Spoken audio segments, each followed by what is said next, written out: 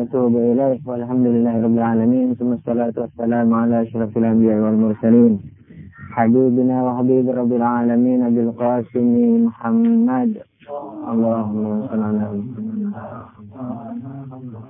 وعلى آله الطيبين الطاهرين المعصومين المنتجبين. Kemarin kita mau meneruskan ke mana? Pembahasan hadis Anwan Basri ini, Allah Ta'ala alaih. Cuman karena terus ada pembahasan apa waktu itu? Siapa yang mestinya?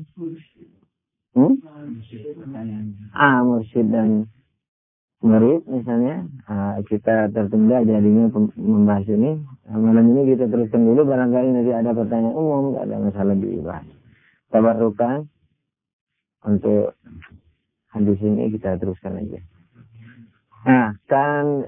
Jadi tidak dibuka pertanyaan dulu. Wasiat yang akan diberikan oleh Imam Shadiq itu ada 3 hal dalam Riyadhah, yakni olahraga batin, mengolah batin, olah batin. Jadi olah batin bagus mungkin. Kemudian dalam kesabaran, terus yang ketiga dalam ilmu. Yang pertama sudah kita bahas. Kemudian yang kedua, yakni mengenai kesabaran. Wa amal lawati fil hilmi, sedangkan apa-apa yang berkenaan dengan kesabaran. Kaman qala laka in qulta wahidatan sami'ata 'ashran faqul in qulta 'ashran lam tasma' wahidatan. Kalau ada yang berkata kepadamu, seandainya engkau berkata akan kubalas dengan 10 kata. Seandainya engkau berkata dengan 1 kata akan kubalas 10 kata. Kata Imam Shadiq, katakan kepada dia bahwa seandainya engkau berkata 10 kata, maka aku tidak akan menjawab sepatah kata pun. Kita teruskan dulu terjemahannya ya. Kemudian, waman syatamaka, barang siapa yang menghinamu, maka katakan kepadanya, faqullahu in kunta shadiqan, kalau engkau benar, ini bahwa aku jelek sebagaimana yang kau katakan itu, fa'as'alullaha an yaghfira li, maka aku meminta ampun kepada Allah Subhanahu wa Ta'ala supaya mengampuni aku. Tapi kalau yang kau katakan itu salah, maka semoga Allah mengampuni kamu. Jadi kalau misalnya kita dibilang kamu pencuri, kamu ini, kamu pengecut, kamu ini segala macam, kita jawabnya apa? Kalau yang kamu katakan itu benar, maka aku minta ampun kepada Allah supaya aku diampuni. Dan kalau yang kamu katakan itu salah, yakni kamu mau fitnah aku, maka semoga Allah mengampuni kamu. Wa man wa'adaka bil khana fa'id bin nasihati wa ra'a. Siapa yang, kalau ada yang mengancammu dengan bahwa dia akan mencerca kamu, maka janjikanlah kepadanya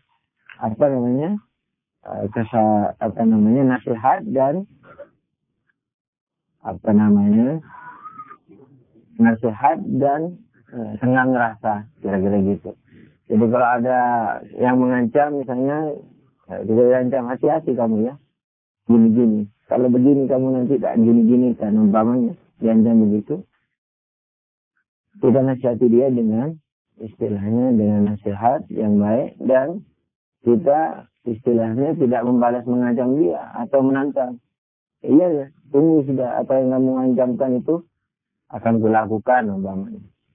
Atau lakukanlah apa yang kamu ingin lakukan misalnya. Segala macam seperti itu.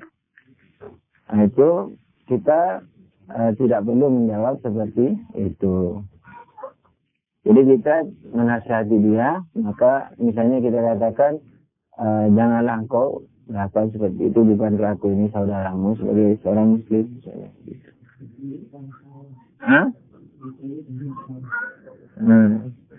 Anak kuliah. Kubi. Sekarang sedikit kita bahas, sudah banyak-banyak karena memang tidak ada yang dibahaskan di. Kan yang berkenaan dengan kesabaran. Ya, kalau ada yang berkata kepadamu, misalnya kalau kamu bercakap sekali akan kubalas 10 kali, kita katakan kepada dia, kalau kamu bercakap atau berbicara kepadaku dengan 10 kali, maka engkau tidak akan mendengar satu kata pun oleh aku. Jadi kalau misalnya, ayo sudah ngomong, aku akan berondong kau dengan dalil-dalil umpamanya. Tapi bukan masalah ilmiah, ini sudah emosi orang. Kalau masalah ilmiah, hatu burhanakum indundum sadiki. Berikanlah, datangkanlah argumentasimu kalau kamu benar. Tapi ini enggak, ini sengaja sudah misalnya emosional dan segala macam. Itu tidak perlu dilayani. Kita katakan kepada dia, kalau aku sebaliknya, seberapa pun kamu memberondong aku tidak akan menjawabmu. Ya, gitu. Jadi supaya dan itu melatih kesabaran bersikap. Masalahnya ketika kita diancam seperti itu, kita merasa apa? Marah dalam hati.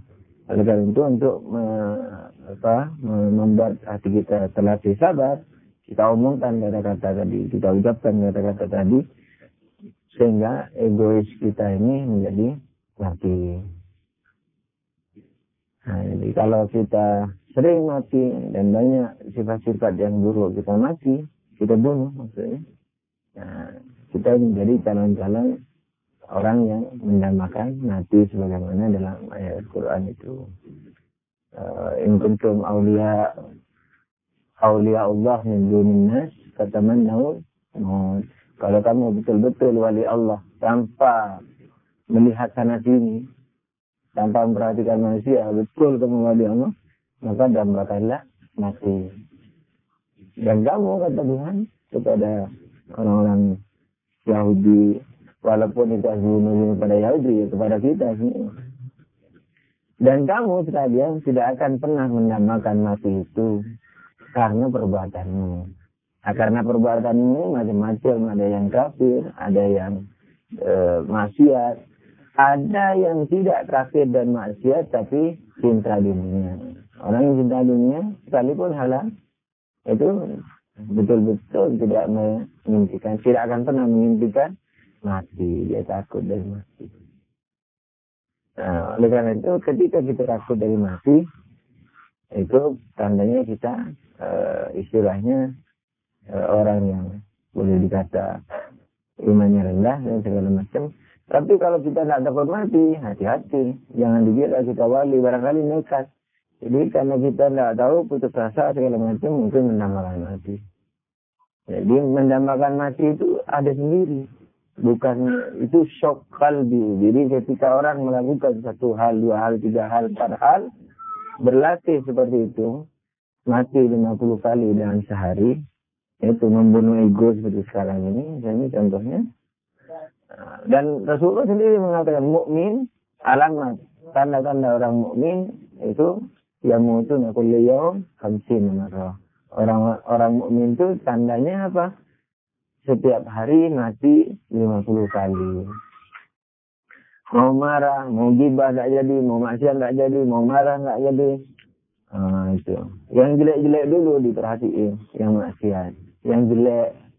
Nah, nanti kalau mampu, terus ke makruh, ke mubah juga. Jadi kalau makan nasi terasa lezat, nangis dalam hatinya. Ya Allah, mengapa masih merasa lezat daripada makanan ini? Ini seperti anak kecil makan bodrek, sini ini kita. Padahal kita mengaku apa? Intelektual, musakaf. Bahkan kalau kita sudah ceramah di Indonesia, boleh istilahnya dipanggil Ustaz. Tapi masih senang menggaulkan istilahnya ludah karena kelezatan. Malah sayang munculan cepat-cepat makanya karena ini ya Mas.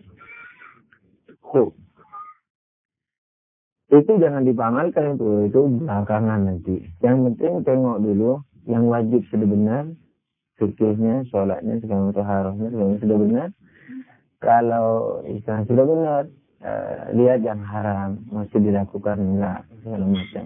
Kalau yang haram zahir sudah nggak dilakukan, haram batin. Kadang-kadang batinnya ngumpat. Iya ngumpat. Alah ngomong tok lo. Nah, hatinya Allah kan tahu.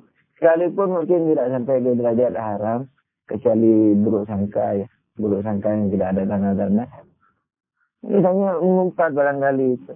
Barangkali tidak ada dosa, tapi Tuhan tahu apa bedanya. Tuhan kalau tidak didosa sama Tuhan terus jadi baik. Seperti talak nih, kalau karena tidak dosa jadi baik. Tuhan tidak suka. Itu. Nah, itu. Jadi istilahnya dunia ini bukan panggung sandiwara, tapi betul-betul kehidupan serius. Jadi kalau dikatakan bahwa Siratal Mustaqim itu lebih kecil dari rambut dan lebih tajam dari pedang, nah itu sebenarnya di sini ini jelmaannya. Kalau ingin lolos yang di sana, loloslah dulu yang di sini. Kalau di sini tidak lolos, maka di sana pasti tidak lolos. Ala kulli hal, sallu ala nabi. Allahumma salli ala Muhammad wa ali Muhammad. Terus itu dibunuh penyakit-penyakit, dibunuh penyakit. Sebab satu penyakit menularkan penyakit yang lain. Apalagi kalau sampai mensubstansi, itu bahaya sekali. Latihan dari sekarang. Dan seterusnya. Yang seterusnya, kalau dari sekarang sudah berolahraga, mengolah batin, bukan tenaga dalam ya, olah batin dalam arti mensucikan hati. Setelah itu, insya Allah kalau istiqomah, dalam 10 tahun, atau 5 tahun, 7 tahun, 5 tahun lah, barangkali 2-3 tahun sudah mulai terasa itu. Kesedok terus. Dan tidak akan pernah lelah. Itu tandanya. Kecuali kadang-kadang putus asa. Putus asanya apa? Kok nggak nyampe-nyampe. Nah, kadang-kadang rayuan syaitannya sudah lain. Mana kamu belum punya karomat? Gitu. Belum pernah muka syafat. Gitu. Nah, itu aja paling gampang. Tapi kesedot terus. Maka bersihkan dari karomat. Bersihkan dari rasa imbal balik kepada Tuhan. Malulah kita berbisnis dengan Tuhan, dengan selain dirinya. Kita minta yang besar juga, sama sekali yang mintanya Tuhan, yang tidak terbatas. Ngapain minta yang tidak terbatas? Minta yang terbatas, sayang. Kalau minta yang tidak terbatas itu, nah, kalau kita suatu saat diberi taufik, bersentuhan, berjabat tangan, kemudian disentuh hati kita, nah, kata Imam Husain dan Mbak Arafah itu, man faqada ma faqada man wajadak, ma wajada man faqadak. Kurang lebih mada wajada man faqadak, mada faqada man wajadak. Apa yang dimiliki oleh seseorang yang kehilangan engkau? Apa yang dimiliki? Mau dimiliki dunia ini segala macam. Yang kehilangan engkau tidak ada gunanya. Memiliki apa yang kehilangan engkau itu? Dan kehilangan apa yang menemukan engkau? Jadi ingatlah ketika kalau orang-orang yang pamrih dunia ketika baca ayat ini, oh iya dong ketika hadis ini maksudnya, iya dong ketika kita dekat dengan Tuhan, kalau kita sakit disembuhin, kalau kita miskin dikayain, gitu. Tapi ini enggak maksudnya apa yang kehilangan yang orang-orang yang telah menemukan engkau. Maksudnya, hatta dia sakit, sekalipun dia mati, sekalipun dia sengsara, sekalipun di penjara, sekalipun dibantai, tidak kehilangan apa-apa. Karena dia sudah menemukan Allah. Jadi jangan dikira kalau menemukan Allah itu tandanya nanti disayang Allah, terus dalam artian dikasih rezeki itu, jangan. Itu sudah pamrih lagi. Jadi ketika menemukan Allah, Allah saja. Jadi Allah itu indah dalam lapar. Allah itu indah dalam kenyang. Kenyang lapar bagi seseorang tidak ada bedanya. Allah itu sangat indah dalam sakit dan dalam derita. Allah juga indah dalam sehat dan istilahnya kenikmatan. Allah itu indah istilahnya ketika kita mendapatkan musibah. Allah itu juga indah ketika kita diberi nikmat. Kenapa? Rahasianya apa? Karena kita sudah tidak perhatian lagi sama sehat, sama sembuh, sama nikmat, sama ini. sama sedikit teman, sama banyak teman, sudah tidak ada perhatian kita kepada Allah Subhanahu wa taala. Dan bagaimana ini loh, perhatian itu jangan kayak mutasawif, perhatian sama Tuhan, tidak peduli dengan apa. Karena ada orang yang kayak kok sufi, ya jadi mau sufi-sufian wala fikir wala ini tidak bisa, tidak profesional tuh. Jadi ketika kita katakan tidak peduli kecuali sama Tuhan, itu tandanya sudah diperhatikan semua itu. Hukum fikihnya terhadap dirinya, hukum fikihnya terhadap keluarganya, hukum fikihnya terhadap tetangganya, hukum fikihnya terhadap negaranya, hukum fikihnya terhadap anaknya, terhadap kakeknya, semua itu diperhatiin. Kalau ini tidak diperhatiin, gombal besar. Dan sungguh merugi. Nah jadi kalau kita Allah saja, yakni maunya apa? Maunya kita beramal sesuai dengan yang Allah mau, bukan yang kita mau. Bukan kita bentuk Tuhan seperti ini, kasih sayang seperti ini, kita bentuk, kita lukis, kemudian kita sesuaikan tingkah laku kita dengan lukisan yang kita lukiskan itu. Wa ma qadarullah haqqa qadri. Sungguh mereka tidak mampu menilai Tuhan, dalam arti menyanjung, memuji Tuhan sesuai dengan kebenarnya. Nah, jadi istilahnya kita itu kalau kita ikhlas yang profesional, ikhlas karena Allah. Karena Allah, bukan karena ikhlas artinya tidak karena mertua, tidak karena ini. Tapi fikirnya karena anak, wudhunya karena anak. Nah, itu tidak menyembah mertua, tapi menyembah diri sendiri. Tidak menyembah mertua, tidak menyembah masyarakat, tidak menyembah murid yang cium-cium tangan, tapi menyembah siapa? Dirinya sendiri.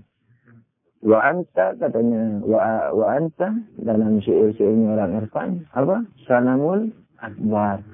Jadi patung yang paling besar itu bukan mertua, bukan istri, bukan murid, bukan guru, bukan tetangga, bukan umat, bukan. Patung yang terbesar itu siapa? Dirinya sendiri. Nah, banyak orang yang sudah tidak peduli yang tapi menyembah dirinya sendiri. Jadi menaati apa yang dia persepsikan. Ini kembali sudah pasti. Nah, caranya dia melebur. Gimana cara melebur? Profesional. Dalil argumentasi dipakai untuk apa? Untuk mengerti Tuhan, Nabi dan usuluddin dan efek-efeknya dan ranting-rantingnya dan furu-furunya. Jadi akibatnya kalau bertuhan apa? Ikhlas. Kalau bertuhan yakni apa? Beragama yakni apa? Mengikuti agama. Jangan nu'minu bi ba'din wa nakfuru. Jangan mengatakan aku percaya sebagian, mengingkari sebagian. Aku suka ini, tidak suka ini. Aku suka fikih, tidak suka irfan. Aku suka irfan, tidak suka fikih. Nu'minu bi ba'd wa nakfuru bi ba'd. Wa nu'minu apa ayatnya? Percaya kami mengambil sebagian dan mengambil sebagian yang lain. Fikih juga begitu. Yang masalah najis aku fikir siasah saja, fikir politik saja. Ya, dibagi-bagi, itu global. Caranya melebur diri kepada apa? Kepada agama. Persis kayak yang disampaikan oleh Syahid Bakir Sadar ketika wasiat sebelum Syahid. Mengatakan apa? Ceburkan diri kalian kepada Imam Khomeini sebagaimana dia menceburkan dirinya kepada Islam. Jadi ceburkan Islam, Khomeini buang. Zakat kaca, Petro Semar buang dulu. Nah, jadi aku ini buang. Nyemplung ke Islam. Nyemplung ke Islam profesional. Sebab harus pakai ilmu, harus pakai dalil. Waalaikumsalam warahmatullahi. Harus pakai dalil, harus pakai argumen. Nah, itu. Jadi dari segala ya Allah. Dari segala aspek kehidupan, dari segala aspek kehidupan Islam itu diperhatikan dengan apa? Dengan pengetahuan dan argumentasi. Akhirnya apa? Kita mengamalkan sesuai dengan yang kita ketahui. Ini baru sesungguhnya. Baru kalau nyampe, kalau dia tidak maksiat, itu boleh dikatakan mukmin yang bagus. Kalau sampai ke tingkat yang lebih tinggi, bisa dikatakan murid. Kalau sampai makam yang lebih tinggi lagi, bisa dikatakan misalnya seorang pesuluk. Nyampainya ke sana, wah, mungkin tidak tahu sampai betul-betul melebur itu. Sampai kata-kata Bacaan Qur'annya pun tidak dirasakan kalau punya dia. Maka itu kalau di Iran ini, istilahnya kalau di Parsi ini, hidungannya itu kuat sekali. Awas, hidungan itu mati kalau kita orang senang kepada Irfan, kemudian mendengar hidungan itu bisa pecah. Itu hidungan itu sering bawakan ke dalam bahasa Indonesia. Cuma anak masih mencari selahnya itu bagaimana supaya bisa diterima, dikemas, supaya bisa tidak terlalu aneh gitu. Nah, ada yang munajat ya, tapi ada yang sejenis istilahnya hidungan itu hidungan syair, hidungan syair. Kalau munajat itu saya suka-suka, tidak harus pakai syair. Seperti itu akumnya segala macam. Ada yang memakai syair munajatnya. Itu bisa pecah, itu betul bisa pecah. Kalau orang istilahnya kena kepada bersentuhan dengan istilahnya maknawiyat ini. Ingat ya, maknawiyat yang kita yang kita maksudkan apa? Maknawiyat yang betul-betul maknawiyat. Yakni apa? Yang telah melebur, yang dibangun di atas bangunan Islam. Jadi kita tidak bisa mengatakan aku mau mengambil halaman 100, tidak mau halaman 50, tidak bisa. Nah Islam dari sejak usul sampai furu, dari sejak akidah sampai fikih, itu semua diperhatikan. Fikih dari alif sampai iya, usul juga dari alif sampai iya. Itu diperhatiin semua sampai kepada batinnya. Batin itu ada ketika ada dohir. Kalau dohir kita nggak punya, bisa ke batin. Nggak bisa kecuali maaf. Ya, dan normal. Aku senang maknawiyat. Maknawiyat dari apa? Dari kosong. Maknawiyat dari kata. Maknawiyat dari pemahaman. Maknawiyat dari dohir. Nah, kalau dohirnya nggak punya, maknawiyatnya nggak bakalan punya. Kecuali dihayalkan sendiri. Ya ini yang dikatakan misalnya bahwa rumah, bangunan yang dibangun itu apa? Seperti bangunan lembah. Ditiup angin aja sudah rusak. Mungkin di dunia karena banyak pengikutnya, biasanya banyak nih. Karena lezat, asyik berpikir, merenung, menangis. Tapi suruh amal, aduh payah, muah betul. Suruh amal ini, jaga toharo, sholat, muah. Memang pasti. Nah nanti kalau karena banyak, umumnya kalau min ibadah syukur, sedikitnya hamba-hambaku yang untuk bersyukur segala macam itu, karena memang ini banyak pengikutnya, susah untuk diterangkan. Istilahnya susah untuk dibuktikan dari sisi kuantitatif. Kalau bisa dibuktikan dengan argumentasi, jadi pendapat istilah Hauzalah lah, itu bisa dibuktikan dengan argumentasi, tapi susah. Karena apa? Karena sudah biasanya umum sudah menjadi jauhar. Karena memang yang dicari dari awal sudah bukan sesungguhnya itu. Sudah dipilah dari awal lihat Nabi itu sudah sisi batinnya tuh. Nah, sehingga dohirnya karena dohirnya Nabi tidak dilihat, batinnya toh, maka batin yang mereka bikin tentu dari dohir Nabi yang mereka bikin, bukan dari dohir Nabi yang sesungguhnya. Nanti jelasnya jadi akhirat. Tapi sekarang kita bisa buktikan kebatilan seperti itu. Maka itu kalau Nabi berucap bersabda asyariatu apa? Aqwali wa tariqatu af'ali wal haqiqatu ahwali. Syariat itu adalah ucapan-ucapanku, yakni hukum-hukum yang kukeluarkan. Sedangkan hakikat itu adalah perbuatanku terhadap hukum-hukum itu. Jadi jangan dikira itu perbuatan itu sendiri. Soalnya kalau perbuatannya di atas dasarnya kepada apa? Kepada syariat itu. Dan hakikat itu ahwali, keadaanku. Yang menyampainya itu sudah kira-kira begitu. Jadi bedanya kalau sering itu Yahudi itu sering mengatakan, kalau orang mengatakan setelah tarekat tidak perlu syariat, itu tandanya dia mengingkari sebab akibat. Di kita naik tambang gitu ya, naik tambang sampai ke atas, Sudah nyampe ke atas, wah aku tidak perlu tambang. Jatuh. Begitu tambangnya dilepas, jatuh lagi. Orang dia di atas itu karena dipertahankan oleh tambang. Atau ketika naik tangga, dipertahankan oleh tangga itu. Ketika dikatakan tidak perlu tangga, jatuh. Oleh karena itu, marilah kita jangan menuhankan diri sendiri. Jangan cari lezatnya, jangan cari sukanya. Buang itu suka, tidak suka. Lezat, tidak lezat. Islam pahit kah? Ambil. Manis kah? Ambil. Sebab manis pahit itu sudah relatif. Buang itu diri kita dulu, lebur. Maka sering anak katakan datanglah ke Iran dengan uang gelas kosong, dengan uang gelas penuh.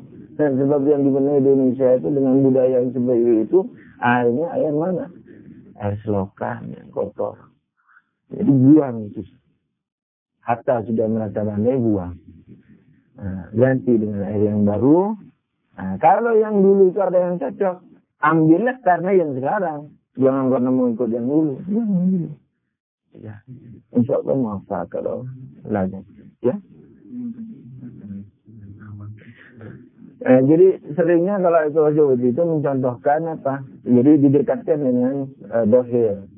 Sebenarnya kalau di filsafat sebab akibat. Jadi kalau kita melakukan suatu sebab sampai kepada suatu akibat, kemudian kita tinggalkan sebab itu, akibatnya kemana? Hilang. Karena apa? Dalam kaidah filsafat, akibat itu memerlukan kepada sebab, bukan hanya pada waktu kejadiannya, tetapi berkesinambungan juga. Seperti semen yang ada di tembok ini. Ketika temboknya jadi, tidak perlu semen. Ya, tidak bisa. Karena apa? Semen yang di pabrik itu bukan sebab kejadian daripada tembok ini. Tapi semen yang mana yang sebab kejadian? Semen yang ada di tembok ini. Semen yang ada di tembok inilah yang menjadi penyebab adanya tembok. Nah, kalau semen ini diambil dari dalam tembok, kemana temboknya? Hilang. Jadi istilahnya jadi akibat memerlukan kepada sebab. Kalau di filsafat itu dijudulkan bahwa akibat memerlukan kepada sebab pada awal keberadaan dan pada kesinambungannya. Kapan saja akibat ingin tetap ada, pasti memerlukan kepada akibat. Sebab, maaf. Pasti memerlukan kepada sebab. Oleh karena itu yang mengatakan ketika sampai kata rekat tak boleh syariat, itu telah menghindari hukum sebab akibat. Sebab dia sampai kata rekat dengan apa? Dengan syariat. Sebabnya syariat. Nah, kalau dia tinggalkan itu syariat, hancur. Kalau dicontohkan oleh Al-Judi naik tangga itu. Naik tangga, orang naik tangga sampai ke atas. Di tangga itu sampai ke atas. Dia kan sampai ke atas karena tangga itu. Nah, terus sampai ke atas dia bilang, aku tidak perlu tangga. Ambil tangganya. Kemana orangnya? Jatuh. Itu. Jatuh. Orang itu sebabnya. Jadi hilangnya sebab. Hakikatan hilangnya akibat. Ya? Itu. Jadi ketika syariatnya ditarik, ya tidak pakai tarik lagi, udah kosong lagi.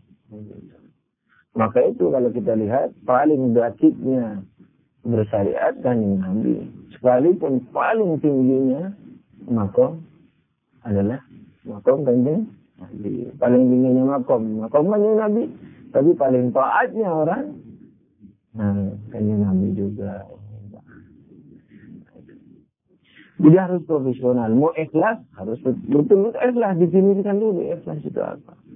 Tidak sembarang tuh nangis. Definisikan tangis itu apa. Kalau tidak didefinisikan dengan benar, tangisannya kosong. Nah, orang banyak nangis. Orang anak kecil di jewer juga nangis. Itu juga kena musibah nangis. Dikhianati teman nangis. Ditipu uang nangis. Orang barat melihat misalnya binatang disembelih nangis, atau ditabrak mobil kemudian nangis. Karena apa? Diciptakan itu teater di dalam dirinya. Dan itu memang begitu. Jadi itu memang sunnah ilahiyah supaya kita ada nilai di kemanusiaan. Tapi ketika ke Tuhan, bukan pri kemanusiaan lagi, tapi istilahnya pri ketuhanan kalau boleh. Kita lihat pri itu apa maknanya. Jangan sembarang kita pakai. Ala kulal pinjam dulu kalau boleh pri ketuhanan. Jadi masalahnya, Anda baca tafsir barusannya, tafsir Al-Wududi. Ketika kalau orang mau menolong rahim, membicarakan rahim Tuhan, kasih sayang Tuhan, merahimi, menolong orang segala macam. Allah ketika menolong orang itu bukan karena terefek, bukan karena akibat dari interaksi, interaksi. Memang Allah menolong, mengasihani orang yang menderita, tapi bukan karena terinteraksi enggak. Nah, oleh karena itu Tuhan ketika menolong orang tanpa interaksi. Sebab interaksi itu apa? Merupakan keterbatasan daripada seseorang. Suatu wujud. Interaksi itu keterbatasan suatu wujud. Seperti kita. Ketika kita melihat orang fakir, apa? Interaksi. Kasihan. Sebenarnya ketika kita nolong orang fakir itu ada dua yang kita tembak. Satu ingin menolong orang fakir. Satu ingin menghilangkan rasa sedih yang ada dalam hati. Tapi kalau selain Tuhan, akibat interaksi. Dan kenapa interaksi Tuhan tidak boleh? Karena kalau interaksi, berarti di dalam Tuhan ada proses, ada perubahan. Nah, perubahan itu pasti dari sesuatu ke sesuatu. Ketika sesuatu ke sesuatu, pasti ada awal dan ada akhir. Kalau ada awal dan ada akhir, sebelum awal berarti tidak ada. Kalau sebelum awal tidak ada dan sekarang ada, berarti makhluk. Ya? Perubahan pada diri Tuhan. Ketika misalnya Tuhan diam, umpamanya. Sebelum Anda mengeluh, bermunajat, Allah diam. Ketika Anda bermunajat, Allah kasihan. Nah, itu interaksinya. Setelah kasihan, Allah memberi rezeki.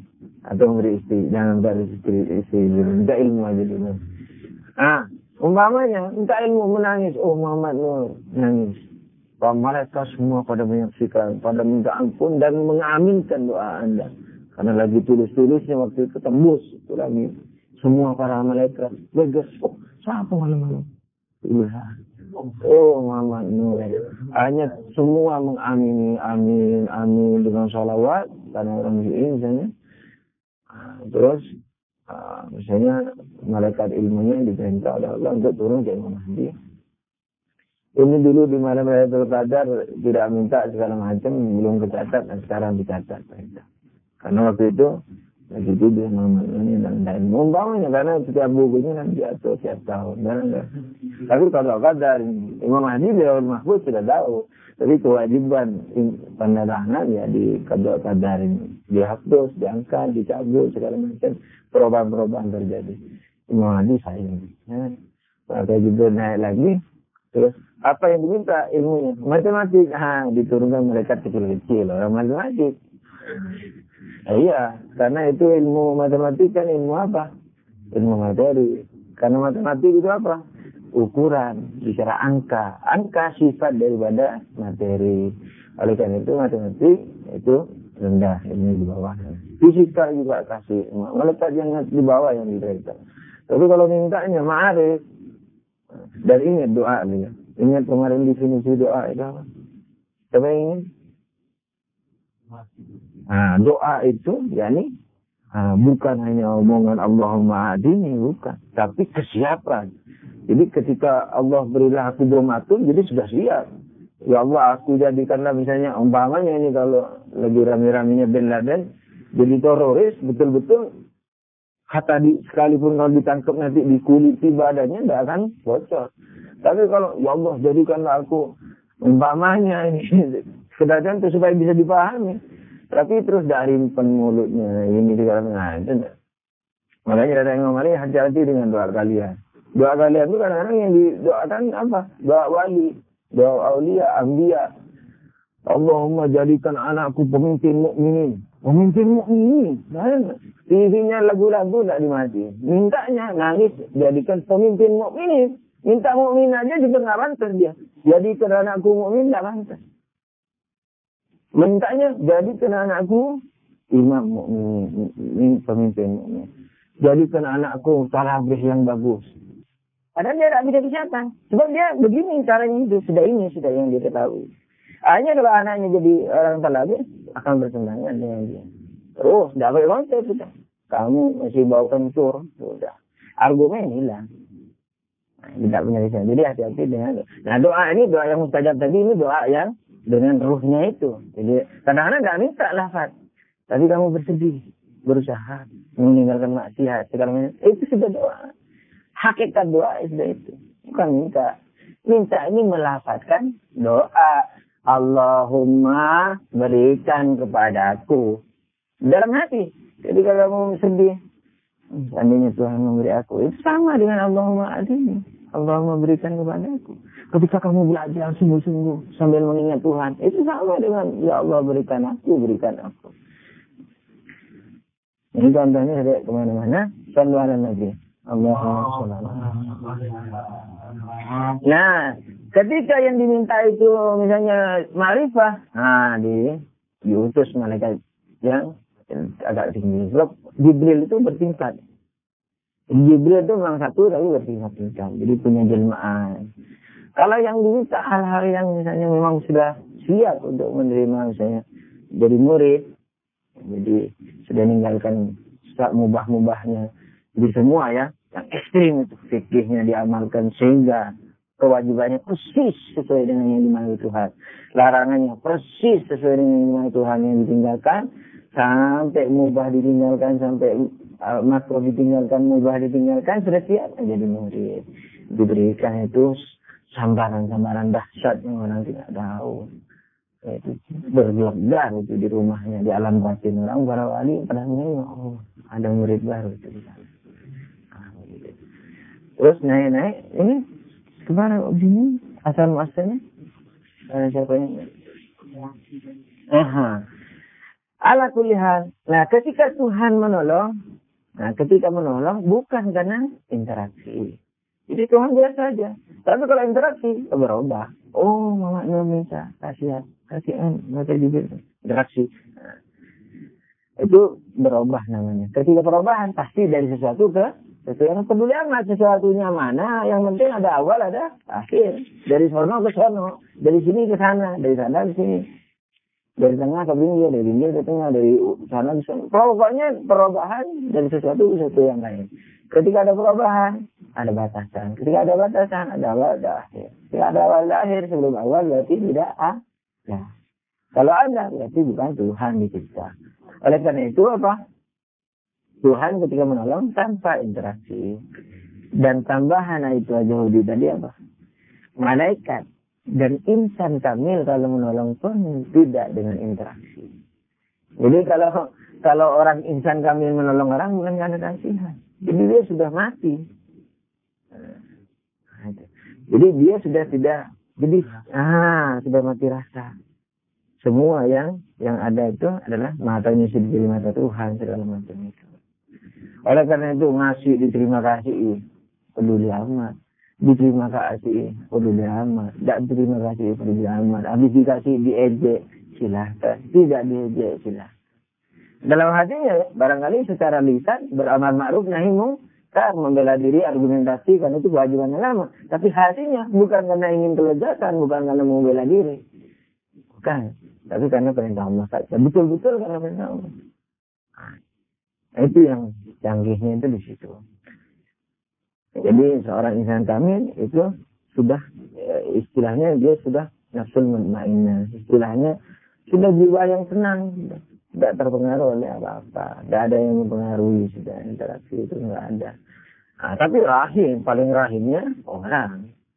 Sebelum makanya ketika Ayatullah Bahrul Ulum ini memanggil muridnya dimarah-marah, dimarahi segala macam, muridnya bingung.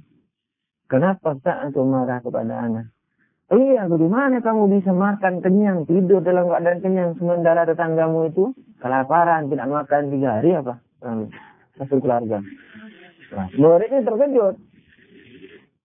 Muridnya bilang, ya Ustaz, anak tidak tahu. Apa ada Ustaznya? Syekh Bahrul Ulum. Kalau kamu tahu tidak menolong Yahudi kamu. Jadi aku marah ini karena kamu tidak tahu. Kalau kamu tahu tidak menolong, ya mesti. Jadi maksudnya apa? Jadilah rahim sebelum diminta tolong. Maksudnya itu. Jadi paling rahimnya orang yang maksudkan itu. Jadi paling rahimnya orang, jadi sebelum orang minta tolong, dia sudah datang. Tanpa kasihan dalam hati. Itu karena amanah ilahiyah. Betul-betul tidak ada interaksi. Nah itu tidak gampang. Itu. Jangan diamalkan. Aku tidak kasih terus bantu. Tidak bisa. Jadi harus membunuh diri dulu. Dari apa? Dari kasihan sama diri sendiri. Dari segalanya itu harus dibunuh semua. Waalaikumsalam warahmatullahi. Nah itu harus dibunuh. Silakan.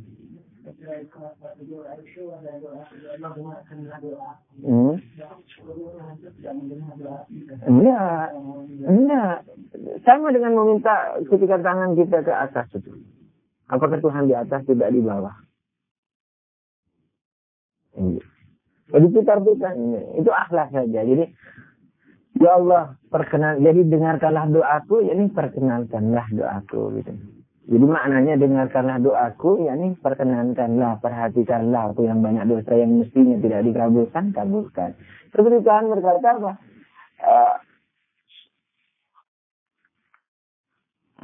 Doa, salah satu daripada istilahnya sifat Tuhan, asma Tuhan, mendengar doa. Sami'ud doa, mendengar doa. Apa mendengar doa? Yang ini Tuhan tidak dengar semua doa ini ngapain sampai dijadikan asmaul husna. Sami'ud doa itu maksudnya bukan mendengar doa, tapi apa? Memberikan jawaban. Jadi sami'ud doa mengabulkan, pengabulan bukan pendengar, bukan mendengar doa. Sebab dia sudah mempunyai sifat pendengar, tidak perlu ditekankan kepada doa.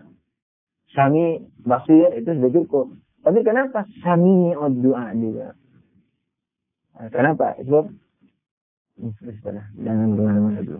Sifat Tuhan banyak. Jadi ada yang tunggal, ada yang ranggapan, segala macam. Ini termasuk sifat yang ranggapan. Sami'ud doa. Bukan sami' saja. Sami'ud doa. Kenapa ada tekanan di situ? Karena menjawab, memberikan istilahnya pengabulan. Sallu ala Nabi. Allahumma shalli ala Muhammad wa ala Muhammad. Nah, kita bisa menolong orang sesuai dengan yang dianukan itu wajawudi itu, bahwa aulia itu bukan karena kasihan ketika menolong orang. Nah itu latihannya dari sekarang ini. Di fitrahnya diperhatiin, diamalkan secara ketat. Kemudian terus ke batin, terus dengan mempertahankan posisi fondasinya itu tadi. Terus sampai kepada hal-hal membunuh diri itu tadi. Jadi orang mukmin mati setiap hari berapa? 50 kali. Yang mutun kullu yaum 50 marah. Ingin marah, ingin ego, ingin takabur, ingin ujub, mengumpat mulut, mengumpat hati, semua dibunuh itu. Kalau latihan mati sudah. Nah ketika mati kepada dirinya, nah itu nanti ketika nolong orang pun bukan karena kasihan. Tidak punya perasaan.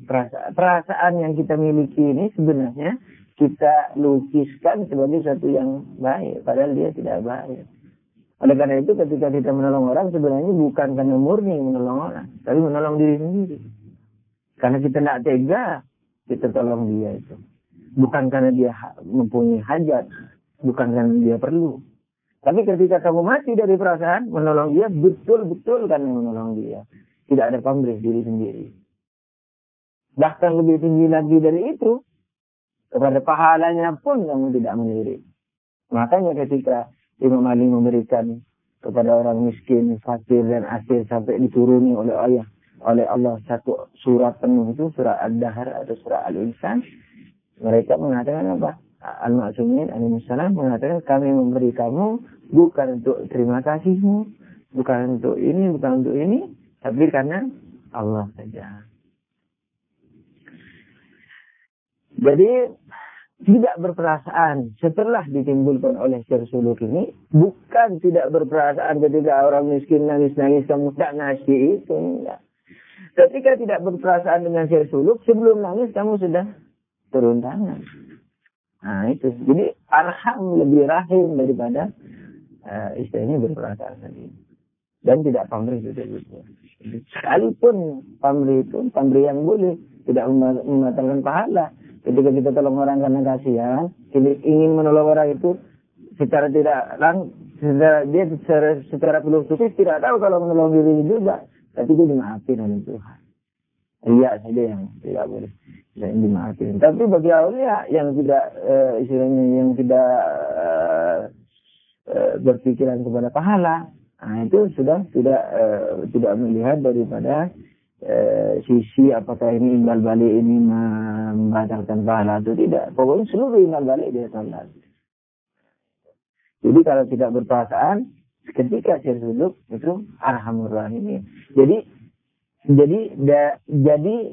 apa? Jadi asma'nya. Jadi manifestasi atau jelmaan atau tajalli daripada sifat Allah arhamur rahimin. Dia juga jadi tangan Tuhan di situ.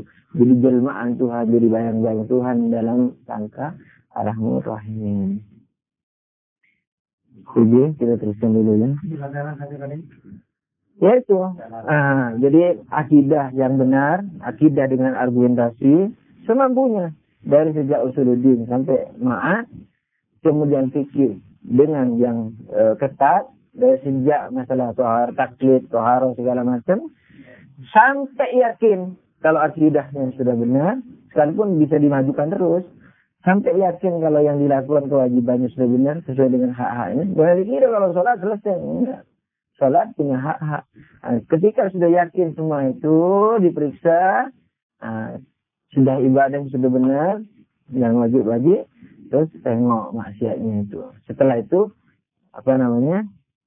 mencoba untuk meninggalkan maksiat keseluruhannya, terus kemudian meninggalkan makruh, meninggalkan mubah, dan meninggalkan seluruh selain Allah. Apakah karomat ataukah seperti itulah coba-coba ketika didatangi bidadari membawa makanan, pagi hari bawa makanan, itulah coba-coba tidak menyentuh sedikit pun makanan itu.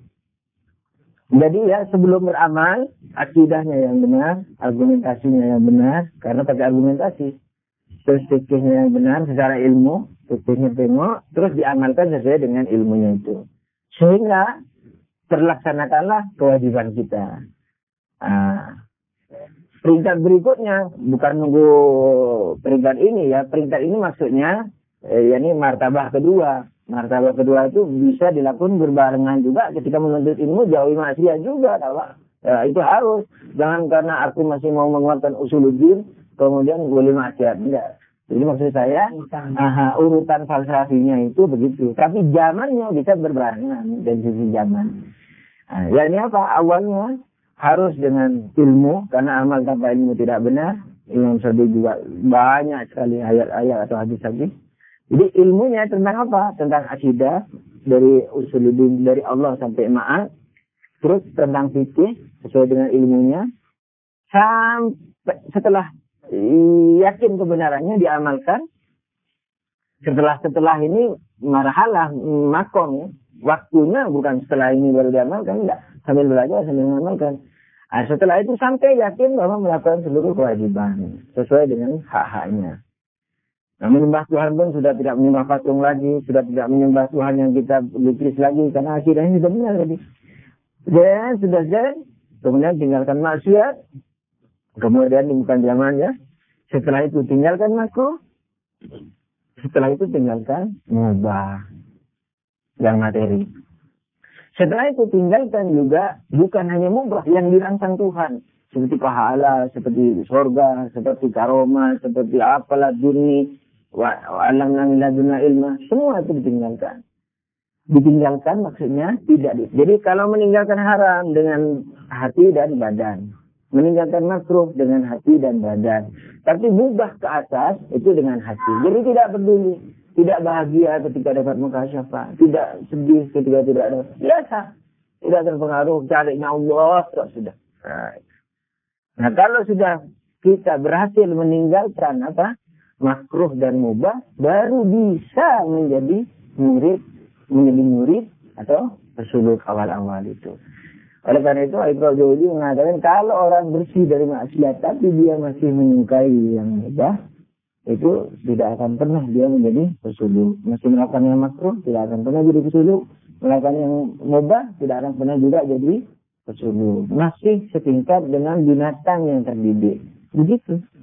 Jadi yang sudah meninggalkan dosa itu masih setingkat dengan binatang yang terdidik. Belum manusia, masih makom. Baru makom binatang terdidik. Seperti anjing misalnya, ketika terdidik, tuannya berburu, menembak burung. Sekalipun anjing itu 2 hari tidak makan, nah ketika memburu buruan tuannya, pasti dikasihkan kepada tuannya. Tidak akan dimakan. Sekalipun dia lapar. Jadi baru sampai tidak ada itu. Ini nggak sesuai dengan logikanya itu. Kan manusia binatang rasional. Jadi masih belum imbang dengan kerasionalannya. Itu masih terus ke atas.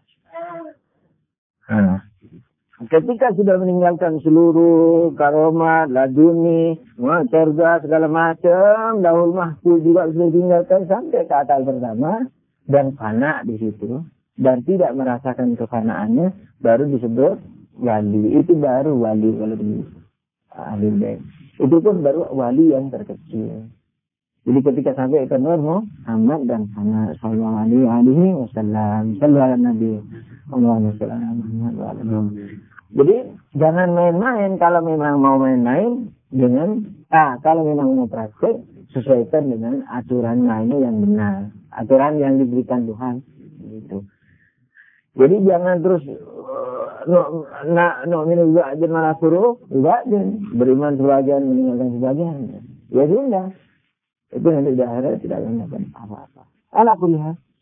Di antara yang itu mengenai kesabaran, di antara yang pembunuhan itu teroris terhadap dirinya sendiri, yaitu di sini yang apa yang dianjurkan di akhir-akhir hadis Umar Basri. Kalau ada orang berkata, kalau kamu ngomong sekali saja akan kuberondong dengan 10 kali omongan. Kita katakan, kalau kamu memberondongku dengan 10 kata-kata, 10 itu contoh saja maksudnya banyak. Kalau kamu berondong aku dengan 10 kata-kata, maka aku tidak akan menjawabnya. Tentu ketika sudah medannya sudah keluar dari medan dialektika ilmu. Kok dialektika? Ya di alam ilmu. Kalau dialektika ada istilah filsafat komunis, yaitu yang kebenaran sesuai dengan zamannya. Itu dialektika namanya. Jadi misalnya ditemukan sekarang 1 tambah 1 3. Sudah, benar itu. Suatu saat, 10 tahun lagi, 1 tambah 1 2. Pada 10 tahun lagi, 1 tambah 1 3 itu salah. Tapi dari 0 tahun sampai 10 tahun, 1 tambah 1 3, 1 tambah 1 3, itu adalah benar. Itu dialektika. Kemudian komunis. Ala kulli hal, sallu ala nabi. Allahumma shalli ala Muhammad. Dan kalau ada orang mengejekmu, maka kita katakan, kalau kamu yang kamu katakan itu benar, semoga Allah mengampuni aku. Misalnya kamu ini brengsek, kamu ini ngomong tok, kamu ini penipu, segala macam. Kita katakan, kalau kamu yang kamu katakan ini benar, semoga Allah mengampuni aku. Tapi kalau kamu salah, tidak benar yang kamu katakan, semoga Allah mengampuni kamu. Sudah dipraktekkan sama Aina. Pernah Imam Hasan kalau tidak salah, duduk-duduk bersama sahabat, datang orang Syam. Syam itu daerahnya mana? Muawiyah, Syria. Di sana kan dilaknati keluarga Nabi. Keluarga Imam Ali itu dilaknati di sana. Sampai ke waktu itu di Mekah atau di Madinah. Hanya terus mungkin dari omongan orang ketahuan kalau itu Imam Hasan. Tanya, kamu Hasan? Betul. Hasan bin Ali bin Abi Thalib? Betul. Wah, langsung dilaknati. Tuhan menginginkan kamu, menginginkan itu. Ada sahabat Imam Hasan sudah ambil goloknya dicegah sama Imam Hasan. Biarin aja. Besoknya didatangi Imam Hasan rumahnya itu. Wah, orang-orang udah ngira kalau Imam Hasan mau balas. Datangnya ketika keluar orang itu, ketika orang itu buka pintu ada Imam Hasan, langsung sudah siap-siap ini. Jadi bukan mau berkata kalau kamu memberondong aku 10, kamu tidak akan mendengar dari aku 1 kata pun. Enggak, ini sudah kira-kira 1 huruf pun aku akan berondong 1000 kata. Sudah siap-siap, Tapi Hasan katakan kalau kamu yang bilang kemarin itu benar bahwa aku begini, semoga Tuhan mengampuni aku, dan kalau kamu salah, semoga Tuhan mengampuni kamu. Tidak akan betul-betul, tidak diajak. Kadang-kadang nih, wah kalau yang kamu katakan itu benar, semoga Tuhan mengampuni aku, dan kalau salah, ya suah, mudah-mudahan Tuhan mengampuni kamu. Nah itu mah mengejek, ulang ambil bola dibaca. Ini enggak betul-betul didoakan, semoga Tuhan mengampuni kamu. Tercengang orang itu, betulkah kamu Hasan? Betul. Hasan bin Ali, betul. Bin Abi Thalib, betul. Kok nggak sesuai dengan yang didengarkan di negerinya dia. Akhirnya, alhamdulillah dia jadi mukmin yang baik dari kecil tak baik. Aku lihat, waman wa'adaka bil khana. Kalau ada orang yang mengancammu dengan istilahnya ejekan juga kurang begini dan saya itu bin nasihat maka istilahnya anggaplah bahasa umumnya ini terjemahan bebas, maka jadikanlah dia dengan berilah dia nasihat dan berilah rasa aman misalnya jangan dibalas untuk mengancam. Kurang lebih demikianlah. Kita teruskan dulu. Ini yang berkenaan dengan apa? Selim, dengan kesabaran. Tapi sudah ekstra di atas sabar ini dia kemarin tabah. Sabar dan tabah.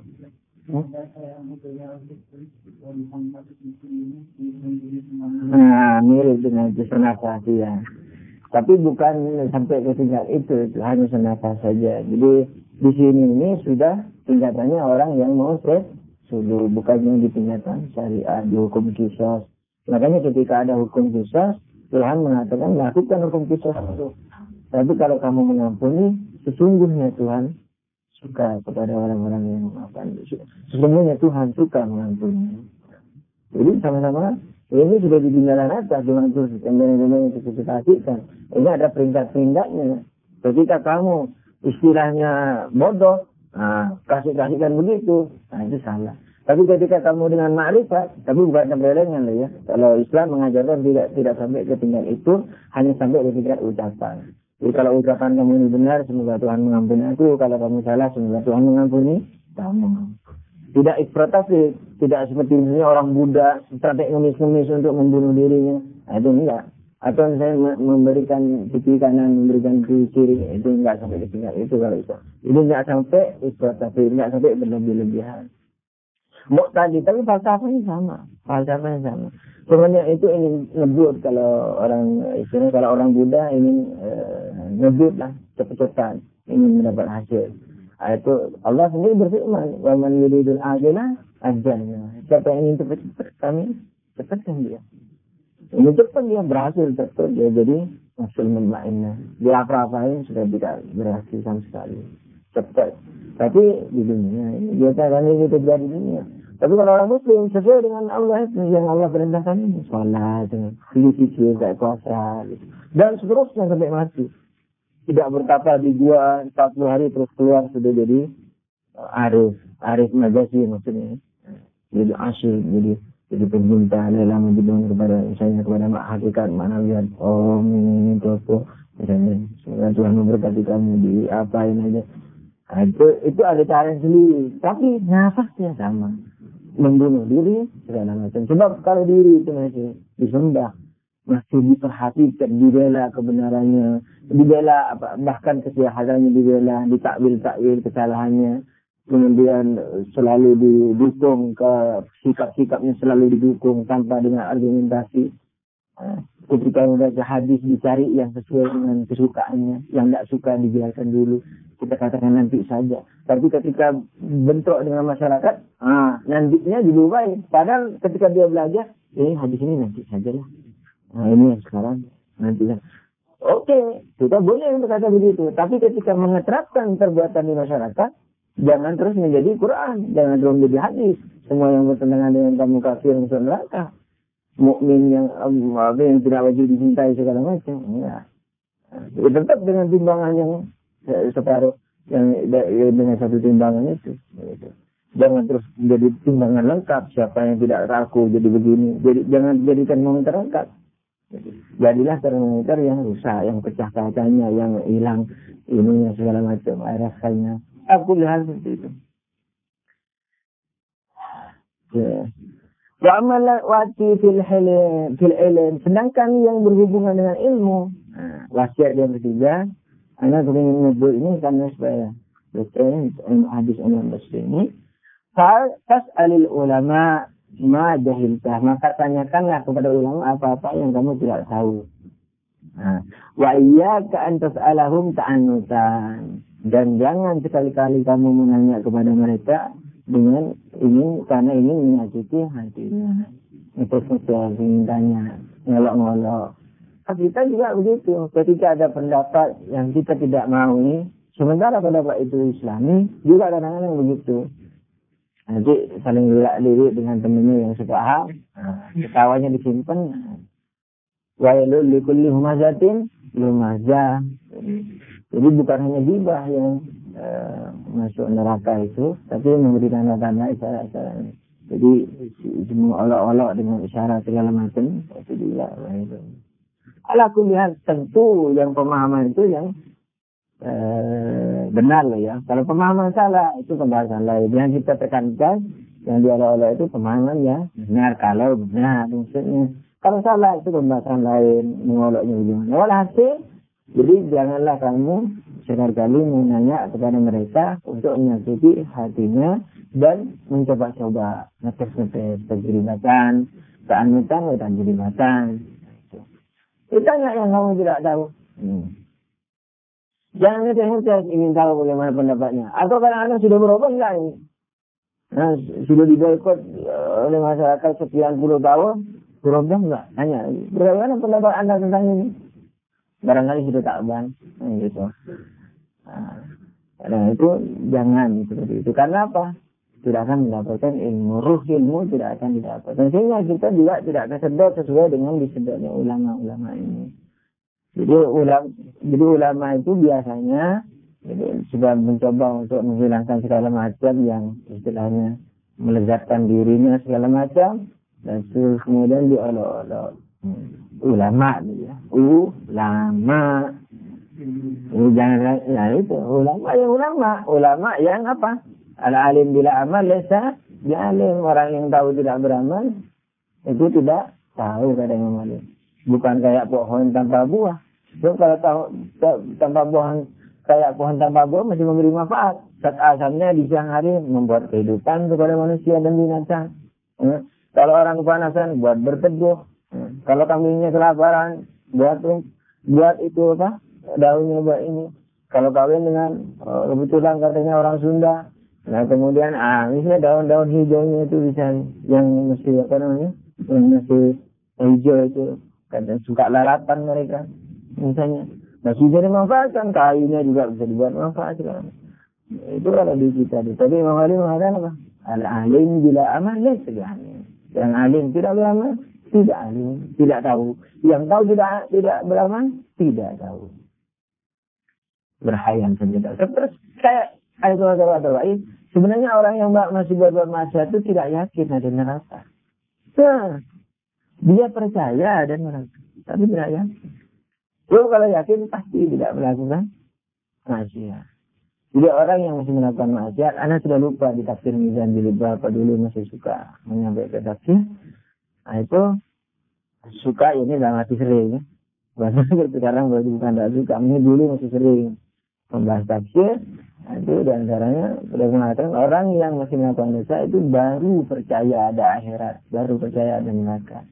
Kalau yakin pasti tidak melakukan maksiat. Jadi belum sampai itu kan yakin. Ala kulli hal, sallu ala nabi. Allahumma shalli ala Muhammad. Wa iyyaka an ta'mala bi ra'yika syai'an. Nah, ini yang kedua. Hendaknya kan tiga ya, 3 dalam Quran, 3 dalam kesabaran, dan 3 dalam ilmu. Dan janganlah sekali-kali kamu berpendapat sesuai dengan pendapatmu. Dan ambillah jalan paling hati-hati, wa khudh bil ihtiyat fi jami'i ma tajidu ilaihi sabila. Dan ambillah cara yang paling hati-hati selama masih ada jalan untuk mengambil jalan hati itu. Ini haram apa halal? Selama kita tidak daruri, tidak makan, tidak mati. Katakan haram. Tapi jangan katakan haram ini hukumnya. Ini kita jauhi itu. ini najis apa bersih? Nah, kita najiskan itu. Jangan dihukumi najis, kita jauhi, jadi kita jauhi. Selama tidak daruri. Atau misalnya ini apa, ini, pokoknya ambil yang terberat. Dan hati-hatilah kepada yang kita suka itu. Nah, ya. So, yang kita suka itu kadang-kadang menjerumuskan tanpa kita ketahuan. Makanya kalau ada di antaranya olah batin, kalau kamu di persimpangan jalan, pilih yang pahit. Nah, apa yang menurut kita, ambil itu. Itu lebih dekat kepada kebenaran daripada mengambil yang kamu sukai. Belum tentu benar, sama-sama belum tentu. Namanya di persimpangan. Kalau sudah tentu, namanya tidak di persimpangan. Ini di persimpangan jalan. Mana yang lebih selamat? Yang lebih baik.